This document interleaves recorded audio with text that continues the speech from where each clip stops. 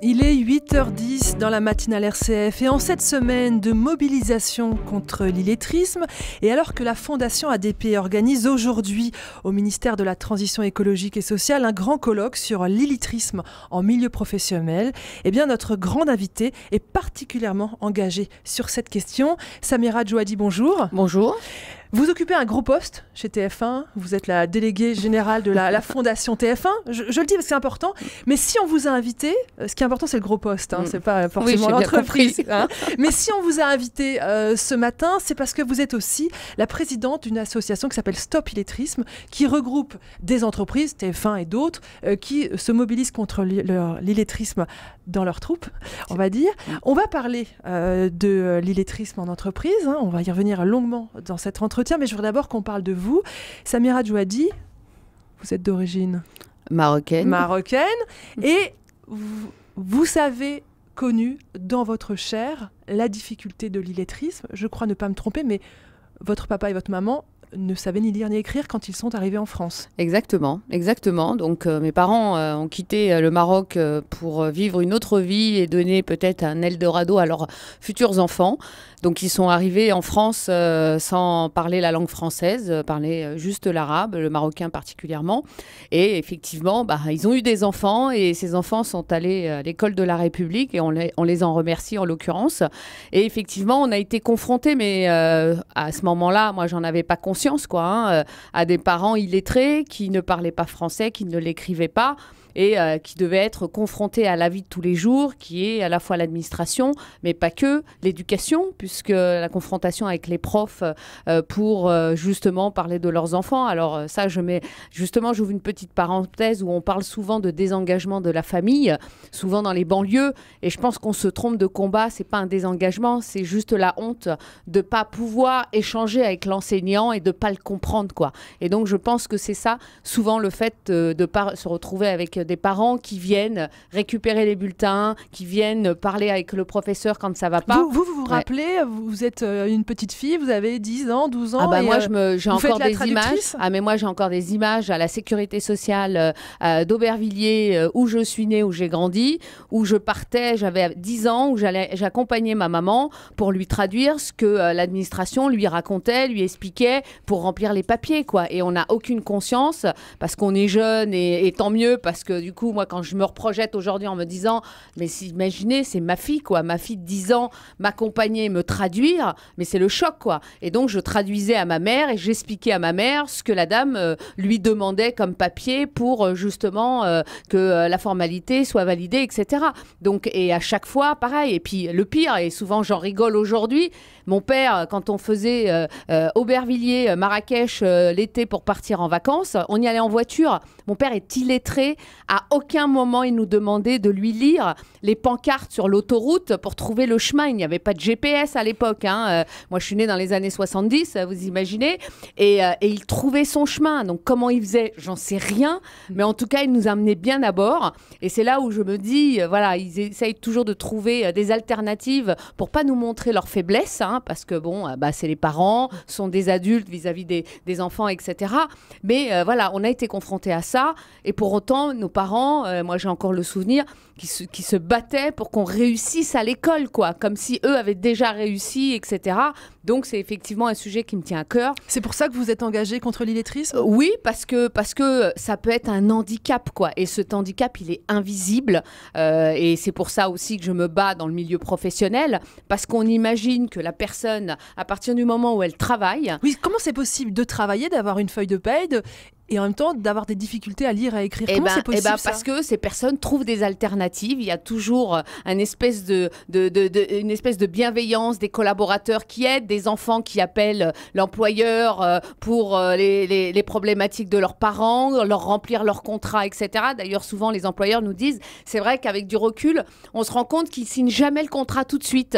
ils nous disent « Ah, mais je vais le prendre et je vais vous le ramener demain signé. » Mais c'est pour que justement leurs enfants puissent leur expliquer ce qui est écrit dans le contrat, etc. Donc effectivement, et c'est pour ça que dans le milieu professionnel, c'est un tabou parce qu'on a l'impression que, en fait, les gens qui travaillent savent tous lire et écrire. Et ce qui n'est pas vrai, et encore pire, dans des professions de basse qualification comme la propreté. Et c'est pour ça que nous, on s'est attelés à ces métiers-là, parce qu'on s'est rendu compte que, effectivement, faire le ménage, on n'a pas besoin de savoir lire et écrire, même s'il y a des consignes, mais ça, on arrive toujours à déjouer les choses, quoi. Le titre du colloque qui se tient aujourd'hui, organisé par la Fondation ADP, c'est sortir du tabou et entrer dans l'action. Le tabou, vous l'avez dit, c'est pour les personnes qui sont victimes de cet illettrisme. Mais est-ce que c'est pas aussi les chefs d'entreprise ? Bien sûr, parce que c'est une prise de conscience, quoi. Parce que effectivement, beaucoup de responsables, de DRH, souvent qu'on a rencontrés, qui au départ, au premier entretien, nous disent « Ah non, mais nous, on n'est pas concernés, quoi. On n'est pas concernés par ce sujet. En tout cas, moi, je n'ai jamais eu de remontée à ce niveau-là. » Et puis après, il nous rappelle en nous disant finalement, j'ai réfléchi à la problématique, j'ai commencé à en parler à certains collaborateurs et effectivement, il m'a été remonté des informations, mais parce qu'on n'a jamais abordé le sujet, personne n'osait en parler. Comme si c'était une honte. Et puis même pour les bénéficiaires, ceux qui sont concernés, c'est la peur d'être déclaré par son employeur et la peur peut-être qu'il se fasse virer par l'employeur. Donc tout ça fait qu'à un moment donné, tout est caché. Et donc, à partir du moment où on explique les choses et pourquoi on le fait et pourquoi il faut relever ce défi pour que ces personnes-là qui ont des métiers de basse qualification se disent peut-être qu'avec cet apprentissage, je pourrais peut-être évoluer demain professionnellement, je pourrais peut-être prendre des responsabilités parce que ces gens-là, ils sont illettrés dans notre langue française, mais dans leur propre langue, ils ne le sont pas. Et puis, visiblement, ils ont d'autres compétences qu'ils ont mis en œuvre. Donc, à un moment donné, c'est ça aussi. Moi, j'ai plein de témoignages de collaborateurs, dont une qui me dit « Mais tu sais, Samira, un jour, mon bénéficiaire m'a invité un week-end à sa passion qui est la danse. » Et donc, j'y suis allée parce que pour lui, il était tellement content de m'inviter parce que je l'aide dans cet apprentissage de la langue française. Et là, je me retrouve confrontée à un grand chorégraphe qui est en train de faire danser 150 personnes. Mais à côté, j'étais une toute petite. Voilà. Samira Djouhadi, on n'a aucune difficulté à vous suivre dans l'intérêt des personnes en situation d'illettrisme à découvrir l'écriture, la lecture, etc., etc. J'aimerais que vous nous expliquiez en quoi les entreprises ont intérêt à s'engager dans cette action. Alors, les entreprises... Parce qu'en quoi ça les concerne ? Parce que si elles ont embauché une personne pour faire le ménage, s'occuper de la propreté et qu'elle le fait très bien, qu'est-ce que ça va changer si la personne sait un peu mieux lire ? Bien sûr, et puis c'est à double titre parce que ces personnes dont on parle ne sont même pas salariées de nos entreprises. Ça, il faut bien le préciser, ce sont les salariés de nos prestataires. Donc, on pourrait même dire... Oui, c'est-à-dire que Stop Illetrisme regroupe des entreprises qui travaillent avec des prestataires et souvent, comme c'est souvent le cas dans le ménage, et souvent, c'est dans ces prestataires qu'on trouve ces personnes-là. Donc on pourrait dire, ce ne sont pas nos salariés, pourquoi on s'en préoccupe ? Maintenant, on a une responsabilité sociétale qui aujourd'hui, et tant mieux, beaucoup d'entreprises ont une prise de conscience en se disant, il n'y a pas que le business dans la boîte, il y a aussi le bien-être, il y a aussi la responsabilité sociétale de l'être humain. Donc comment on fait ? Et effectivement, donc nous, ça rentre dans nos responsabilités RSE, dans notre engagement vis-à-vis de nos collaborateurs, de se dire, nous, TF1, effectivement, on vend de la pub, on diffuse des images, mais aussi on s'occupe des gens qui travaillent chez nous, quoi. Et on en prend aussi bien soin. Et en l'occurrence, ça a été le cas pour cette action sur l'illettrisme avec ce personnel de propreté, où on s'est rendu compte qu'il y avait deux milieux qui ne se parlent pas, quoi. Donc, des gens qui viennent faire le ménage dans ton bureau, et les gens baissaient la tête, pas parce qu'ils ne voulaient pas leur parler, c'est parce qu'ils savaient bien qu'il y avait un problème de communication. Donc, chacun baisse la tête le temps que la personne fasse le ménage et elle reparte. Mais à un moment donné, on est où, quoi ? Que la relation humaine, elle doit aussi exister dans le milieu de l'entreprise. Même si la personne n'a pas le même niveau que moi, n'a pas le même métier que moi, je lui dois respect, je lui dois le minima, une bienveillance, etc. On vous sent en colère ? Pas en colère, mais c'est que du bon sens, quoi. putain, mais c'est des choses qu'on doit tous être amenés à faire parce que c'est l'être humain, quoi. Ça me coûte quoi de dire à la personne bonjour, de l'écouter 5 minutes. Et pour elle, ça va être un truc extraordinaire parce qu'elle va avoir l'impression d'avoir été écoutée, d'avoir été entendue, peut-être donner des conseils. Ça me coûte rien. Au contraire, punaise, je dors mieux après, quoi. Samira Djouhadi, on a compris pourquoi les entreprises ont intérêt à s'engager dans cette action et à rejoindre Stop Illettrisme, donc cette association qui regroupe des entreprises convaincues. La première difficulté, c'est peut-être de repérer ces personnes en difficulté au sein du personnel. Tout à fait. Alors ça, c'est le plus gros du travail. Donc, quand une nouvelle entreprise intègre notre dispositif, c'est ce qu'on lui dit. On lui dit le plus gros, et d'ailleurs, en général, on met entre 6 mois et 9 mois avant de mettre en place concrètement le projet, parce que c'est toute cette phase de sensibilisation auquel on fait hyper attention, parce qu'on ne veut pas que les bénéficiaires soient pointés du doigt, en se disant « Ah, c'est parce que vous êtes illettré qu'on va vous mettre dans le dispositif. D'abord, il ne faut pas que ce soit stigmatisant. Il ne faut pas que ce soit stigmatisé. Il faut que ce soit aussi dans la base du volontariat, c'est-à-dire que le bénéficiaire décide ou pas d'intégrer ou pas le dispositif. Et c'est là où nous, on va, avec l'association Stop Illettrisme, nous allons travailler avec justement le manager qui sera sur le site, qui pour nous est la meilleure personne qui connaît ses collaborateurs. Il sait exactement qui sait lire, qui ne sait pas écrire. Il sait exactement qui est capable d'évoluer, etc. Et donc nous, on va énormément travailler avec lui. On va maintenant, on a la chance d'avoir maintenant pas mal d'expérience, beaucoup de témoignages, etc.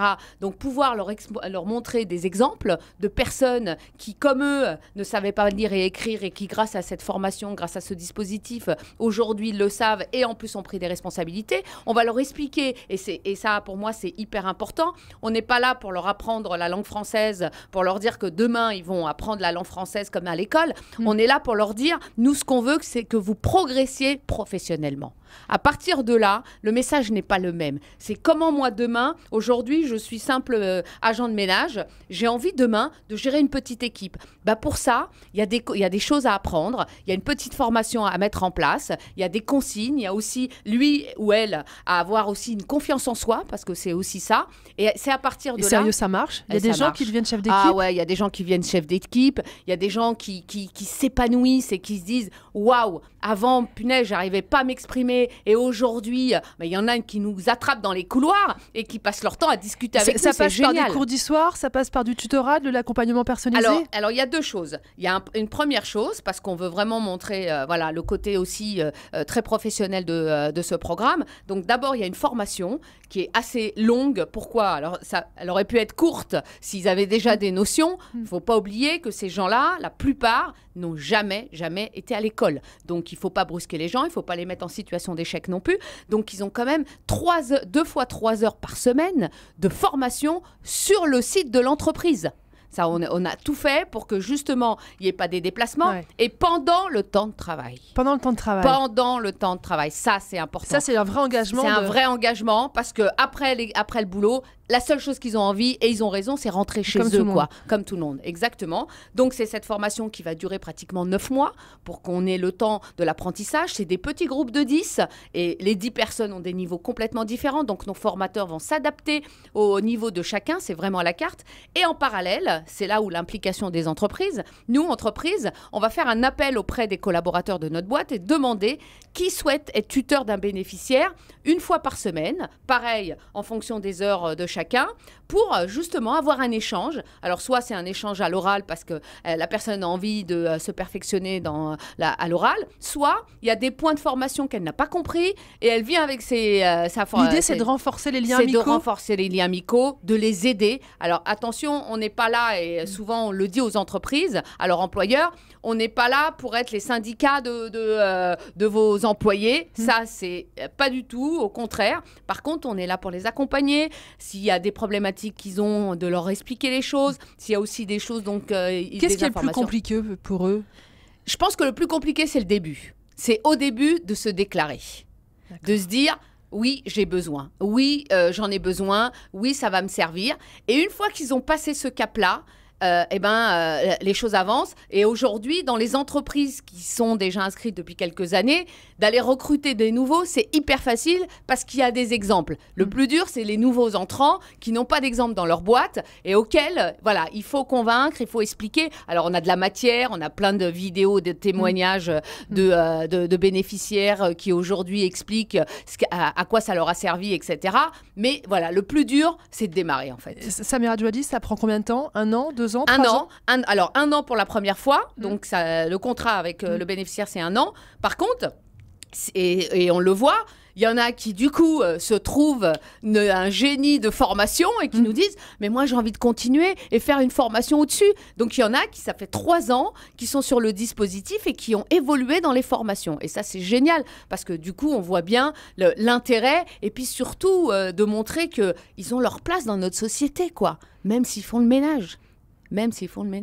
Et pour les entreprises, ça change tout? Eh ben, ça change tout. Moi, je vois les collaborateurs qui me disent « Mais voilà, je donne du sens quoi, à ma vie. Ok, mon métier, c'est ça. » Mais d'aider cette personne, moi je vois quand on fait la remise des diplômes 1 an après, mais parfois j'ai l'impression que c'est le collaborateur qui a passé le diplôme. Je fais mais qu'est-ce qui vous arrive? Il me fait non mais Samira, tu sais pas comment on attend avec impatience les résultats quoi, parce que pour nous, voilà, on a contribué à la réussite de cette personne quoi. Merci beaucoup Samira Djouhadi d'avoir été notre grande invitée ce matin. Je rappelle que vous êtes la présidente de l'association Stop Illettrisme. Merci beaucoup à vous. Merci à vous.